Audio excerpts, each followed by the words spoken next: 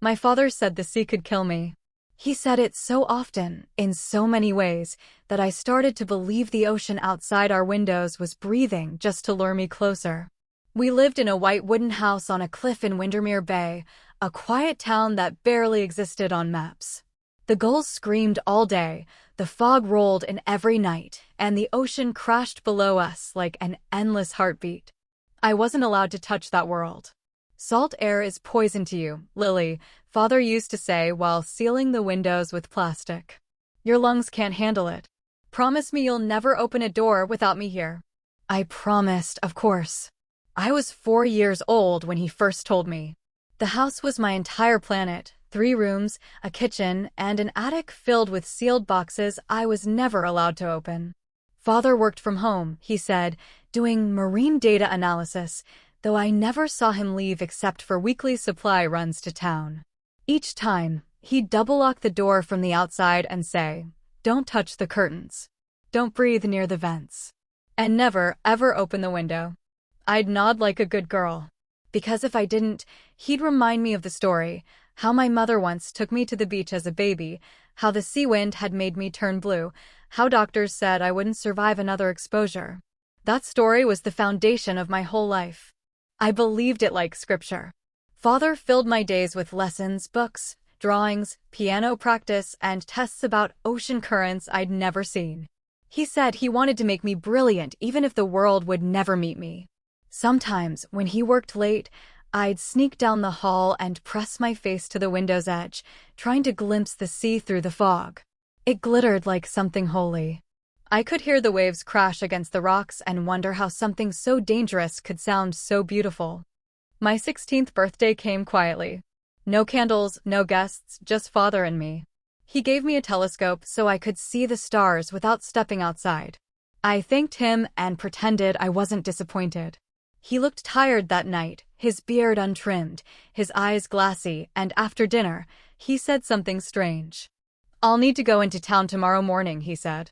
"The air filters are overdue for replacement. You'll stay inside, right?"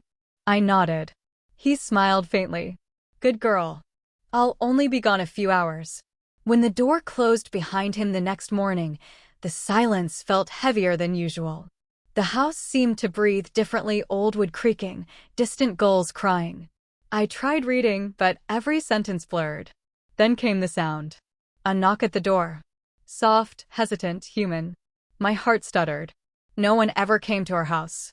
We lived at the far edge of town, past a locked gate, down a winding dirt road Father said no one knew about. I froze, every muscle tense. Another knock. Then a small voice, "Please. My puppy ran in here. Can you help me find him?" It was a little boy. My hands started shaking. My mind screamed, "Don't open it." But the voice cracked again, scared, close to tears, and something inside me splintered. I crept to the door and pressed my eye to the peephole. A boy, maybe 7, stood there with messy brown hair and a muddy jacket. He held an empty leash and looked terrified. I whispered through the wood, "You shouldn't be here." "Please," he said, "he ran under your porch." The ocean roared outside, and for a moment, I thought I could hear the waves whispering, urging me to do something I'd never dared. My fingers hovered over the lock. Father's rules replayed in my head like alarms. Don't breathe the air. Don't open the door. Don't trust anyone. But then the boy started crying. Real, helpless sobs that echoed through the empty house. I don't know what possessed me, but I turned the knob. The moment the door cracked open, the salty wind rushed in cold and alive, and I took my first breath of real air in 16 years. And nothing happened. No burning lungs. No choking. No death. Just air. The boy looked up at me, eyes wide with relief. "You're okay," he said. He was right. And that was the most terrifying thing of all. The boy's name was Evan. And the puppy, a scruffy, trembling thing, crawled out from under our porch as soon as I stepped outside. He grinned through tears, scooped the animal up, and whispered, "Thank you." I stood there, barefoot on the wooden porch, staring at the horizon. The air tasted sharp and alive. The sea stretched endlessly, the wind tossing my hair around like it had been waiting for me all these years. My heart pounded, not from fear, but from wonder. Then I remembered Father. I shut the door behind me fast and leaned against it, my pulse hammering. He'd be home soon. He'd see the footprints on the porch, the open latch, the curtains moved by the breeze. Panic clawed up my throat. I ran to the sink, washed my hands 3 times, scrubbed my face, wiped the doorknob with the sleeve of my sweater.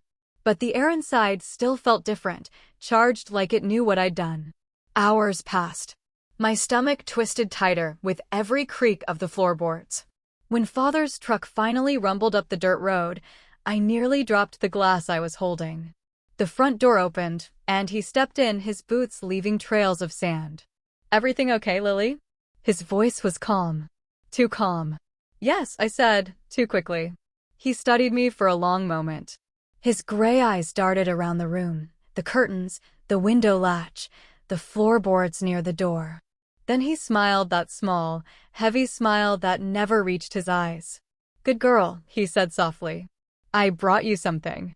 From his jacket pocket, he pulled out a seashell, pale pink, smooth, perfect. "A piece of the ocean for you," he murmured. I forced a smile, my hands trembling as I took it. That night, I couldn't sleep. Every sound in the house felt louder, every breath heavier. The ocean's roar seeped through the walls like a secret being whispered just for me. I crept downstairs and sat by the door, clutching the seashell. I pressed it to my ear, and for the first time, the sound inside wasn't just a hum, it was a heartbeat. Mine. The next morning, I woke up to find the house locked from the outside. Every door, every window, even the attic hatch had a new padlock. When Father returned that evening, I asked, "Why did you lock me in?" He didn't look at me. "I told you, the filters are old. The air's dangerous right now. Just a few days until I replace them." "But you said that last year," I whispered. His hand froze mid-motion over the stove. Slowly, he turned toward me. "Lily," he said, voice low and sharp. "You're alive because of me. Don't start doubting things you don't understand." Something in his tone made my stomach drop. I nodded silently, but the world had already shifted. That night, I searched every corner of the house. The vents, the pipes, the padlocks, the attic ladder. I found nothing. Until I checked the study, a room Father rarely let me enter. The desk drawers were locked, but one corner of a folder poked out from underneath. I pulled. Papers scattered across the floor, medical forms, government letters, bank statements. And at the top of one document, my breath caught. Patient. Lillian Graves. Diagnosis: severe respiratory immunodeficiency. Recommended care: indoor confinement. Stamped with a doctor's signature, Dr. Mark H. Fallon. I didn't recognize the name, but the signature looked wrong. Too perfect. Repeated exactly across multiple pages. I flipped through more files. A letter from a clinic in Seattle. "We have no record of a Dr. Fallon in our registry." Another, request for continued disability payment approved, $7,200 monthly. The room spun. The edges of the papers blurred. My father wasn't just protecting me. He was profiting from me. Then came the sound that froze me in place, the crunch of tires outside. Father was home early. My hands shook as I shoved the papers back, but there were too many. I barely managed to stuff the folder into my hoodie before the door creaked open. "Lily?" His footsteps were slow, deliberate. I slipped into the hallway, clutching the folder to my chest. He appeared at the end, eyes shadowed, expression unreadable. "What are you holding?" he asked. I didn't answer. He stepped closer. "Give it to me, sweetheart." My throat closed. I took a step back. His smile vanished.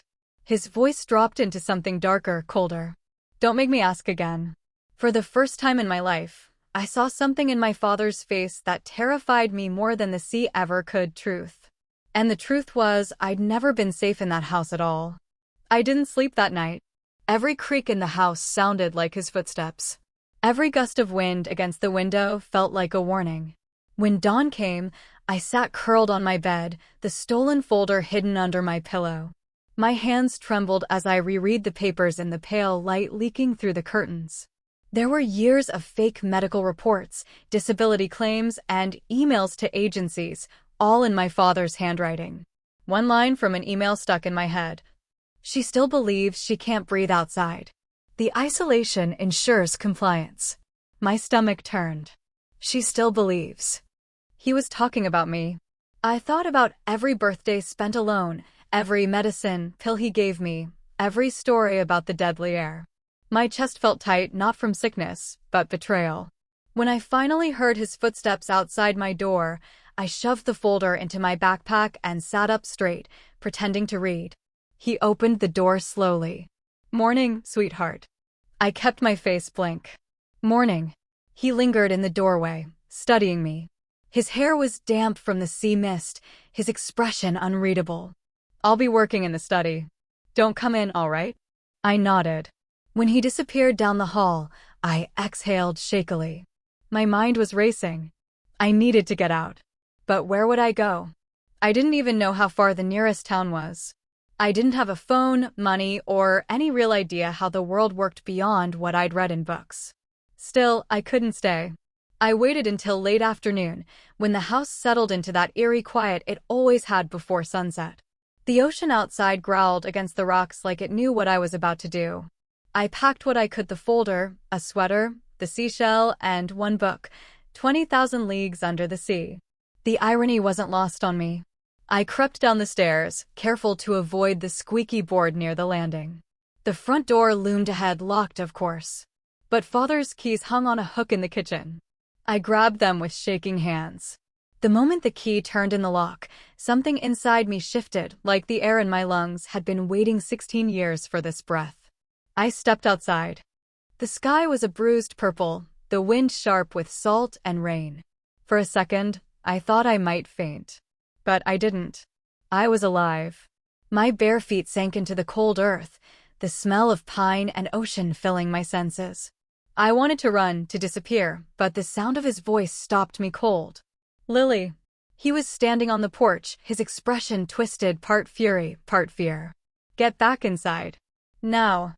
I took a step back, clutching my backpack. "You lied to me." He froze. The wind whipped through his hair. "What did you say?" I pulled the folder halfway out. "You said I was sick. You said I'd die if I went outside. But I'm fine." His jaw tightened. "You don't understand what you're doing."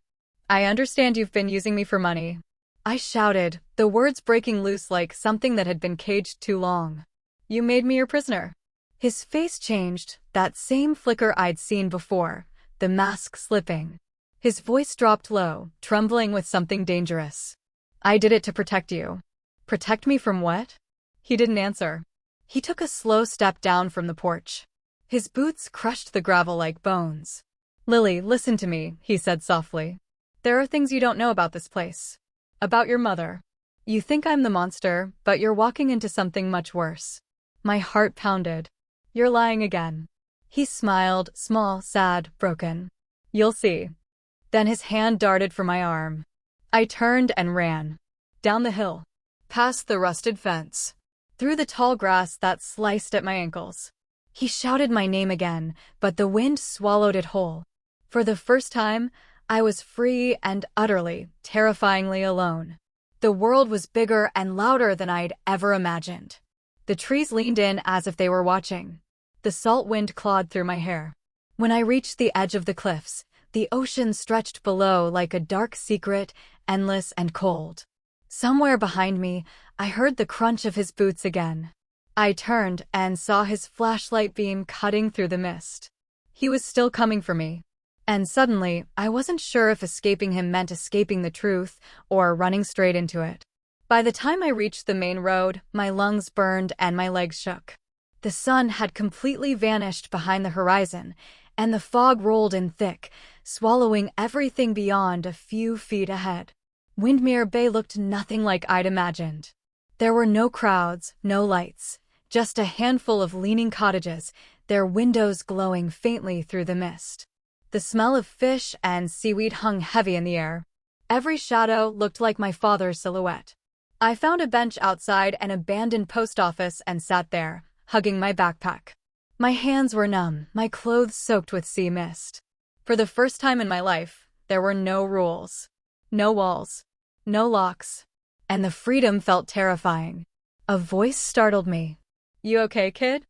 A man stood a few yards away, middle-aged, wearing a fisherman's cap and holding a lantern. His beard glistened with salt water. I hesitated. I need help. He came closer, his eyes narrowing. You from the old house up on the cliff? My stomach dropped. You know it? Everyone in town does, he said slowly. Haven't seen anyone come down from there in years. Used to belong to a woman named Elise Graves. Your mother, I reckon. The name hit like a punch. My mother. I'd never even heard her first name spoken aloud before. Do you know her? I asked, my voice cracking. He looked away. Not anymore. The way he said it made my skin crawl. Before I could ask more, headlights cut through the fog, a pickup truck turning onto the road from the direction of the cliffs. My pulse spiked. Father. The fisherman must have noticed my fear because his expression changed instantly. Come on, he muttered, motioning for me to follow. This way. He led me down a narrow path between two houses, his lantern swinging. We ducked into an old boathouse that smelled of rope and oil. You can stay here for a bit. No one comes round after dark. Thank you, I whispered. He studied me for a moment. What's your name, girl? Lily. He nodded. Figures. She loved lilies. Always said they were her lucky flower. My chest tightened. Who? Your mother. I stared at him. She died when I was a baby. He looked surprised. That what he told you? The world tilted. What do you mean? He rubbed a hand over his face. Listen, I don't want trouble, all right? But Elise didn't die. She left. Packed up one night and vanished. Everyone assumed she went inland. Your father said she was unstable. The words rang in my head. She left. She left. Could it be true? He sighed. There were rumors, though, about things she was researching. Something to do with the sea. Folks said she found something she shouldn't have. A chill crawled down my spine. What kind of things? He hesitated. Weird stuff. Lights in the water. Sounds under the cliffs. She spent months studying them, said they weren't just echoes or wails. Said they were alive. I tried to process his words, but the air in the boathouse felt heavy, thick with salt and fear. What happened to her? I whispered. Nobody knows. One day she was gone. Your father boarded up the house not long after. Said the sea took her. Outside, gravel crunched slow, deliberate steps. The fisherman's head snapped up. Someone's out there. The door handle rattled. My heart stopped. Lily, came my father's voice, calm and terrifying through the wood. You need to come home. It's not safe out here. The fisherman's eyes widened. He found you. I told you, father called. The air isn't clean tonight. Come out now, sweetheart, and we can fix this. You're sick. You just don't feel it yet. I backed away from the door, shaking. He's lying. The fisherman whispered, there's a back exit. Go. He moved toward the front to stall him, but before I could reach the back hatch, the door burst open. Father stood there, his expression unreadable in the dim light. Enough games. The fisherman stepped between us. She's not going with you. Father's eyes went cold. You don't understand what she is. For a second, everything went still. Even the ocean seemed to pause. Then father reached into his coat and pulled out something metallic, not a weapon exactly, but a breathing mask connected to a small metal canister. She needs this, he said, voice trembling. You have no idea what you're doing. And as he stepped closer, the fisherman shouted, run. I bolted through the back door into the fog, his shouts fading behind me, swallowed by the roar of the sea. And for the first time, I wasn't sure if my father's lies were protecting me from him or from something else entirely. I didn't stop running until the fog thinned and the houses turned into black silhouettes behind me. My legs ached, my breath came in ragged gasps, and my heart felt like it might burst through my ribs. I reached a weather-beaten sign that read Windermere Public Library. The building looked abandoned, but a faint light glowed from inside. I pushed the door open, and a bell jingled weakly above it. An elderly woman behind the counter jumped at the sight of me. Lord, you scared me, child. Are you all right? I need to look something up, I said, clutching my backpack. About someone named Elise Graves. Her expression softened. You're her daughter, aren't you? I froze. You knew her? She nodded slowly. Your mother came here often. Always borrowing books about oceanography, sound frequencies, marine life. She was brilliant. Obsessed, but brilliant. Do you know what happened to her? The librarian sighed. One day, she stopped coming. Your father told the town she drowned during a storm. She didn't, I whispered. He lied about everything. The woman's brow furrowed. I always suspected something wasn't right. She turned toward the back shelves and waved me along. Come with me. We walked into a narrow archive room filled with boxes and dust. She pulled down a folder labeled E. Graves, 2008 to 2009. Inside were notebooks, sketches, and clippings.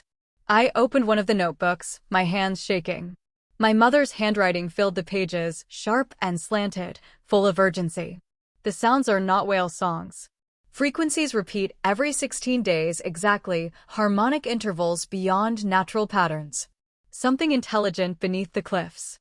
Communication? Warning. If I can isolate the tone, I might understand what it's saying. My throat tightened. The last page was smudged, almost unreadable, but a single phrase stood out. The sea doesn't want me to leave. Before I could ask the librarian anything, the front bell jingled again, the sound slicing through the quiet like a blade. Someone just came in, she whispered. Footsteps. Heavy. Familiar. Lily, came my father's voice from the main room, calm and distant. You're making this worse for both of us. The librarian's face went pale. Back door, she mouthed. I grabbed the notebook and bolted through the rear exit, down a slope toward the harbor. My father's voice followed me into the night. The docks were nearly empty, just a few boats bobbing in the mist. I ducked behind a stack of fishing nets, clutching my mother's notebook to my chest. The pages trembled in my hands. I flipped through again, past equations and sonar sketches, until I found a folded map tucked between two pages. It showed the coastline of Windmere Bay, marked with X's along the cliffs near our house. At the bottom, in faded ink, were 3 words. Don't trust Thomas. My father's name. Something inside me broke. I pressed my forehead against my knees, tears hot against my cold skin. My whole life had been a cage built from lies, and even now I couldn't tell where the truth began or ended. The wind shifted suddenly. The ocean roared louder, not like waves, but like something alive. Then I heard it. A low hum rising from the water. Deep. Rhythmic. Almost human. It vibrated through the dock, through my bones, through the air itself. I stumbled toward the edge, drawn by the sound. The sea below churned with pale light, faint at first, then pulsing brighter, like it was answering my heartbeat. A voice, faint but real, whispered my name. Lily. I staggered backward, terrified. Who's there? The voice came again, distant and echoing beneath the water. Come home. Then the light vanished. The waves calmed as if nothing had happened. I turned to run and slammed straight into someone. Not my father. The fisherman. He grabbed my arms, eyes wide. You shouldn't be here. It started again. What started? I gasped. He glanced toward the black horizon. Whatever your mother found, it's awake. Before I could speak, headlights appeared on the road above the harbor. My father's truck. The fisherman pulled me toward a narrow trail that wound up the cliffside. We can't stay here, he said. If he catches you now, you'll never see daylight again. As we climbed through the fog, I glanced back once more at the sea. For a split second, I saw something impossible, a pale hand, long and thin, reaching just above the surface before vanishing beneath the waves. And deep below, something laughed. The climb up the cliff felt endless, fog curling around us like smoke, the air thick with salt and secrets. The fisherman's lantern swayed with every step, throwing long shadows across the rocks. Where are we going? I asked, panting. To the old lighthouse, he said. Your mother used to work there. It's where she ran her last recordings. I stopped in my tracks. Recordings? He nodded. Sound from under the cliffs. Said she could hear voices. Everyone thought she'd lost her mind. We reached the top of the ridge, the lighthouse looming ahead, a tall, skeletal shape against the fog, its windows dark. The fisherman fumbled with the lock and pushed the door open. The smell hit me first: damp wood, rust, and something faintly metallic. Inside, equipment was scattered everywhere: cables, dusty monitors, a rusted reel-to-reel recorder. I set my mother's notebook on the table and ran my fingers over a set of labeled tapes. Each one had a date and a single word. Whisper. Answer. Calling. I picked up one marked final recording. Let's play it, I whispered. The fisherman hesitated but nodded. He connected the recorder to an old speaker and pressed play. For a few seconds, there was only static. Then a sound like wind through hollow stone. Faint, rhythmic pulses. And then a voice. Female. My mother's. Thomas, if you're hearing this, I've gone deeper than planned. The signals increased after last night's storm. It's not geological. It's sentient. I think it knows I'm listening. Static crackled. You said it was dangerous, but I had to see. If something happens. The tape cut off with a sharp click. I stood frozen. She was alive. She knew something was under there. The fisherman's face was pale. She vanished the next day. My mind raced. If she was trying to communicate with something in the sea, I turned toward the window, staring at the black water below. Then maybe Father wasn't lying about everything. He lied plenty, the fisherman said grimly. But maybe he thought he was keeping you from ending up like her. A noise interrupted us, the crunch of footsteps outside. Get behind me, he hissed. The door slammed open. My father stood there, drenched in fog and rain, eyes wild, flashlight beam cutting through the dark. Lily, he said softly. Come home. I shook my head. You lied to me. You told me she was dead. She is dead. His voice cracked. You don't understand what she unleashed. He stepped closer, his boots echoing on the wooden floor. The fisherman moved to block him. She was researching sound, Father said, eyes darting to the recorder. But she wasn't listening to the ocean. The ocean was listening to her. I stared at him. You're insane. He laughed, a hollow, exhausted sound. Maybe. But you heard it, didn't you? The voice. I froze. How did you know? Because it calls for you now, he whispered. Just like it called for her. He lunged forward, snatching the notebook off the table. I told you, Lily, it's not safe near the water. You think I locked you away for money? I did it because you're part of her, part of it. I grabbed his arm. What are you talking about? His eyes glistened with something between madness and sorrow. You were born the night the storm took her. I found you on the beach, covered in salt and light. I don't know if she survived that night or if the sea gave you back to me. But I knew if it ever called again, I'd lose you too. The words hit like a tidal wave. You're saying what? I'm not human. You're mine, he said fiercely. But you belong to the sea too. Lightning flashed through the window. The ocean below was glowing again, faint, pulsing light rising from the depths. The fisherman whispered, God help us. The floor shuddered beneath us. Somewhere far below, a deep rumble echoed through the cliffs, a sound like something enormous shifting in its sleep. Father dropped the notebook, panic flashing across his face. It's waking up, he said. We need to go. Now. I grabbed the recorder instead. No. I want to hear what she heard. Lily, he shouted. But I pressed play again. Static. Humming. Then my mother's voice, barely audible. If the sea remembers me, it will come for the one who carries my voice. The lights flickered. The hum outside grew louder, a vibration deep enough to rattle my teeth. Father grabbed my shoulders. You don't understand, it's not calling you home. It's calling you back. Before I could answer, the entire lighthouse shook.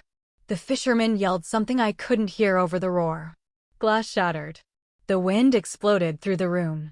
The last thing I saw was the sea glowing, alive, rising toward the cliffs like it wanted to reclaim me. Then everything went black. When I opened my eyes, I was lying on wet stone. The lighthouse was gone. Or maybe it had never been there at all, just the broken spine of it jutting out of the cliff like bones. The air smelled of salt and smoke, and the only sound was the steady rhythm of the waves below. I tried to sit up, but every muscle in my body screamed. My clothes were soaked through, my palms torn and bleeding. Lily. A voice, hoarse, desperate. My father. He stumbled toward me through the mist, his coat ripped, his flashlight flickering weakly. Behind him, the fisherman lay unconscious near the rocks, barely moving. "Don't move," Father gasped, dropping to his knees beside me. "You're hurt." "What happened?" I whispered. He shook his head, eyes wide with terror. "The cliffs gave way when the light hit the water. You were thrown clear." The rest, he trailed off, staring toward the sea. The water below wasn't normal anymore. It shimmered with pale blue light, swirling in patterns that almost looked like symbols. And then the voice. Soft, melodic, familiar. "Lily." My breath caught. "It's her." Father's face went white.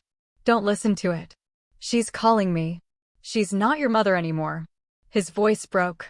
Whatever came back from that storm, it wasn't her. The words pierced me like knives. "You don't know that." He grabbed my shoulders, his hands shaking. "I saw it, Lily. The night she disappeared. The ocean glowed, and she walked into it like it was welcoming her. I found you on the shore the next morning, newborn, alive, and breathing salt water. No doctor could explain it. You didn't cry like other babies. You sang." I stared at him, heart hammering.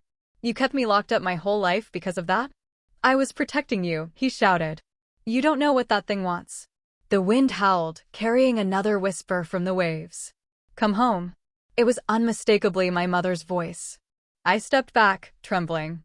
The air around me pulsed with that same frequency I'd heard on the tape, deep, resonant, impossible to ignore. It felt like my bones were vibrating. Father reached for me, but I pulled away. "You said you found me on the beach?" "Yes." "Then maybe that's where I belong." He shook his head, tears streaming down his face. "You're my daughter." "I'm hers, too," I said softly. The sea roared, not angry, but eager. The glowing water surged higher against the rocks. For a moment, I saw a shape forming beneath the surface, a woman's silhouette, long hair drifting like seaweed. "Mom?" Her voice echoed in my mind rather than my ears. "You were never meant to be caged, my love. The world above will always fear what it doesn't understand." I took another step toward the edge. Father's cry broke through the wind. "Lily, please. You don't know what it'll do to you." The ground trembled again, pebbles rolling toward the sea. The fisherman stirred behind him, groaning softly, but couldn't stand. I turned back one last time. My father's face was a portrait of grief, the man who'd lied to me, imprisoned me, but also raised me, loved me in his own twisted, terrified way. "Goodbye, Dad," I whispered.